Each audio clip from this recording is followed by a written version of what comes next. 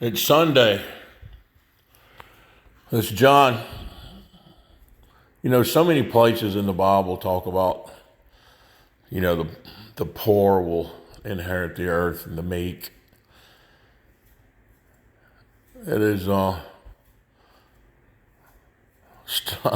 so astonishing to me that things like that, I don't know, things in the Bible just continually keep being true. Of course, we don't know if it's just been said so long ago that things eventually will happen. I keep believing in God. What else do you believe in? There is nothing or no one to believe in, not to save your soul and give you everlasting life and peace. So why wouldn't you? Why wouldn't you fight for your soul? Why wouldn't you fight for your children? Why wouldn't you fight for yourself? I was looking at social media and I saw, take all this illegal immigration. It's not good for any country. You can look at any country that's taken in thousands and thousands or millions of illegal aliens, and they're starting to wish they never had done that. So you see and hear and read, and I've even said it, just stop paying taxes to our government here in the United States, and eventually you'll be heard. And I seen a woman, just happened to be a woman, say that they'll come take her house. And she is correct. She is correct. So what do we do? It just tells me that we, as of at least American citizens, have no backbone, have no commitment. It says in the Bible that, one day that there'll be many come and try to pretend like they're him. But you'll speak against God. You'll turn your back on God.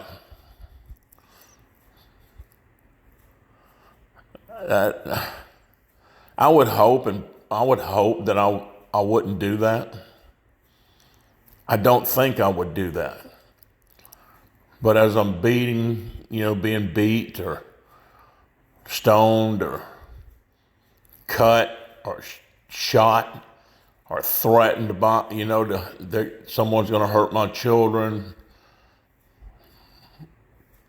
or my father or my mother, which are both passed on now, would I change my mind? Would I give in? Would I denounce God? We have fallen to a place here in America where there is still a return. It's just going to take commitment, and it's going to take a great pain.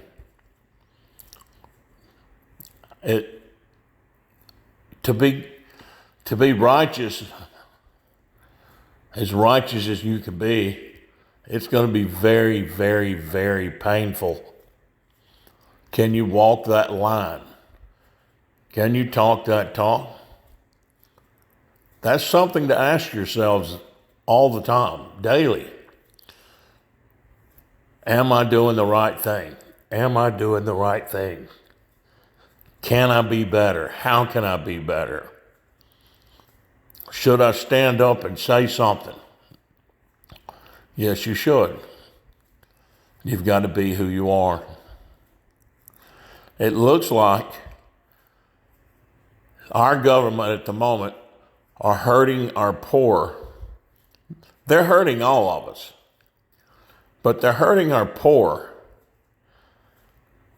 And do you know who has the least to lose? Right, our poor.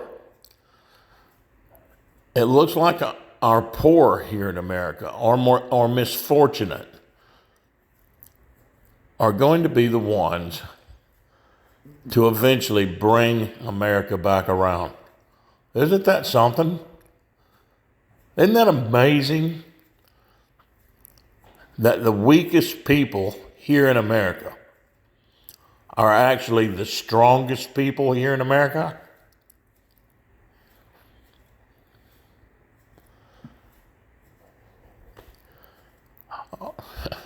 It's amazing to me. It's amazing. So for anybody out there, for anyone out there that thinks that they don't count, that they're the least, believe me, brothers and sisters, you are the leaders. You are on top. You will be the one to make the change. Not the rich,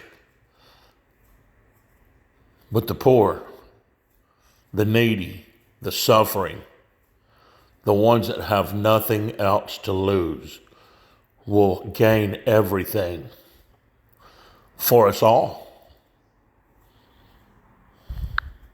As Jesus was leaving the temple, one of his disciples said to him, "Look, teacher, what massive stones, what magnificent buildings." "Do you see all these great buildings?" replied Jesus. "Not one stone here will be left on another. Every one will be thrown down." As Jesus was sitting on the Mount of Olives opposite the temple, Peter, James, John, and Andrew asked him privately, "Tell us, when will these things happen, and what will be the sign that they are all about to be fulfilled?" Jesus said to them, "Watch out that no one deceives you. Many will come in my name, claiming I am he, and will deceive many. When you hear of wars and rumors of wars, do not be alarmed. Such things must happen, but the end is still to come.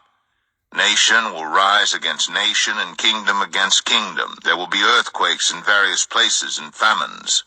These are the beginning of birth pains. You must be on your guard. You will be handed over to the local councils and flogged in the synagogues. On account of me, you will stand before governors and kings as witnesses to them, and the gospel must first be preached to all nations. Whenever you are arrested and brought to trial, do not worry beforehand about what to say. Just say whatever's given you at that time, for it is not you speaking, but the Holy Spirit. Brother will betray brother to death, and a father his child. Children will rebel against their parents and have them put to death. Everyone will hate you because of me, but the one who stands firm to the end will be saved. When you see the abomination that causes desolation standing where it does not belong, let the reader understand. Then let those who are in Judea flee to the mountains. Let no one on the housetop go down or enter the house to take anything out. Let no one in the field go back to get their cloak. How dreadful it will be in those days for pregnant women and nursing mothers. Pray that this will not take place in winter, because those will be days of distress unequaled from the beginning when God created the world until now, and never to be equaled again. If the Lord had not cut short those days, no one would survive. But for the sake of the elect, whom he has chosen, he has shortened them. At that time, if anyone says to you, 'Look, here is the Messiah,' or 'Look, there he is,' do not believe it. For false messiahs and false prophets will appear and perform signs and wonders to deceive, if possible, even the elect. So be on your guard. I have told you everything ahead of time. But in those days following that distress, the sun will be darkened, and the moon will not give its light. The stars will fall from the sky, and the heavenly bodies will be shaken. At that time, people will see the Son of Man coming in clouds with great power and glory, and he will send his angels and gather his elect from the four winds, from the ends of the earth to the ends of the heavens. Now learn this lesson from the fig tree. As soon as its twigs get tender and its leaves come out, you know that summer is near. Even so, when you see these things happening, you know that it is near, right at the door. Truly I tell you, this generation will certainly not pass away until all these things have happened. Heaven and earth will pass away, but my words will never pass away. But about that day or hour no one knows, not even the angels in heaven nor the Son, but only the Father. Be on guard, be alert. You do not know when that time will come. It's like a man going away. He leaves his house and puts his servants in charge, each with their assigned task, and tells the one at the door to keep watch. Therefore keep watch, because you do not know when the owner of the house will come back, whether in the evening or at midnight, or when the rooster crows or at dawn. If he comes suddenly, do not let him find you sleeping. What I say to you, I say to everyone, watch.